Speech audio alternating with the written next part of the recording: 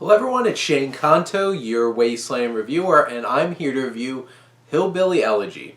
And this is a new film from Ron Howard based off of the memoirs by J.D. Vance, who this film is about, and his family, who came up in his family from Kentucky, him growing up in Ohio, and trying to make a life for himself as a lawyer, and dealing with all the baggage that he has back home with his family.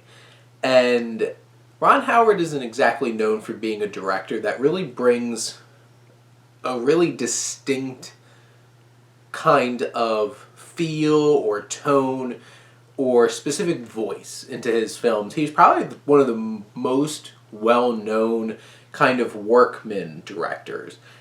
You put Ron Howard in there, you know it's going to be shot with a solid approach. It's going to be shot well. There might not be as much style or substance in terms of anything more artistic than just here's the shoot, here's the framing, and getting it all shot and taken care of. And he does that. And I remember when he took over for the film Solo, the Star Wars story, you can tell it's very much more of just a straightforward affair because you're not expecting something with a lot of frills, and just how this film is put together, it's shot fine. There isn't anything particular that stuck out to me in terms of like cinematography or the pacing, but this film, I feel like, is really trying to hit home on like a powerful, dramatic kind of story, and it just feels like it's being hammered into you over and over and over again. And where it's trying to build sympathy and empathy for these people from this background that dealing with drugs and abuse, this film just kind of portrays it as, yeah, here's all the stereotypes that you think. And there's even one particular scene with like some obnoxious, like hoity-toity lawyers at a dinner poking fun at people from the Royal South. And honestly, this film doesn't feel like it does people from the Royal South any benefit or any help in terms of trying to avoid those kinds of stereotypes, because the film just really leans into them.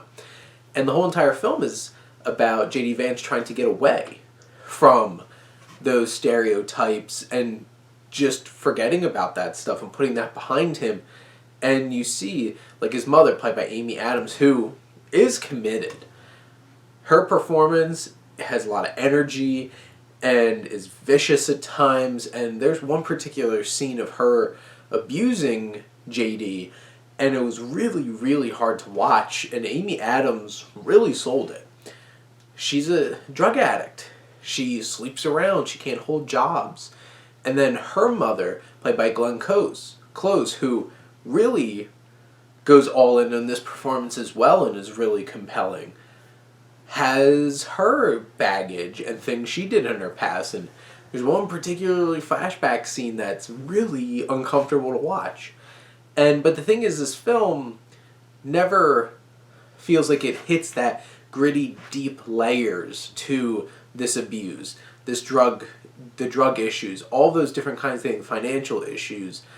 All of that just feels like it's, here it is, again and again and again and again and again and again. It doesn't have the energy of like a Wolf of Wall Street that does, like, from a story perspective, can get repetitive.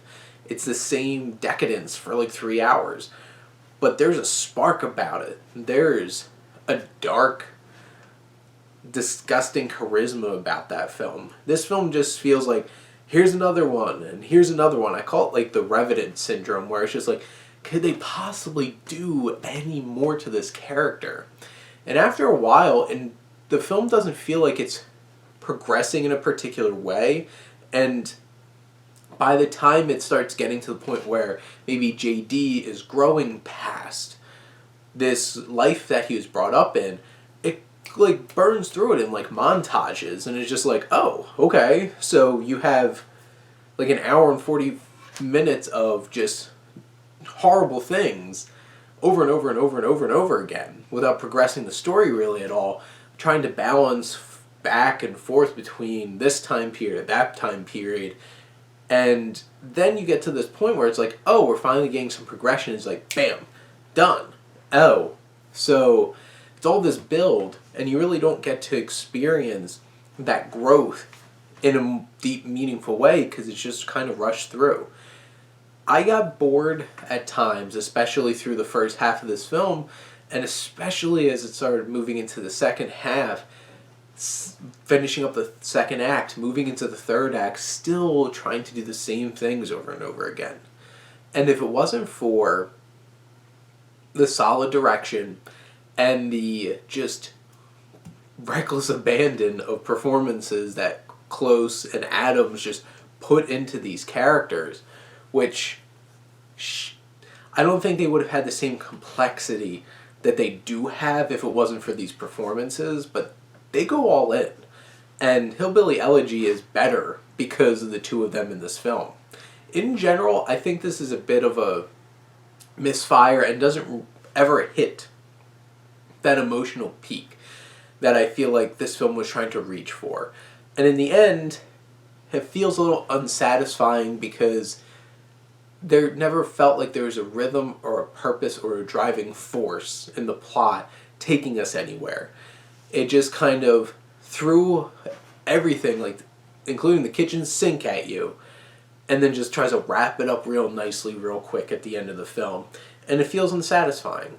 But in general, I think a decent amount of people will feel like they get a lot out of this.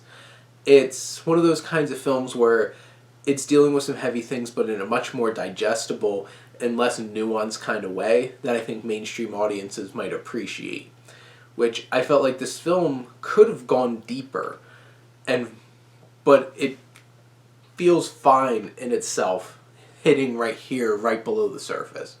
But those are my thoughts on Hillbilly Elegy. Let me know what you think, and let's talk some movies.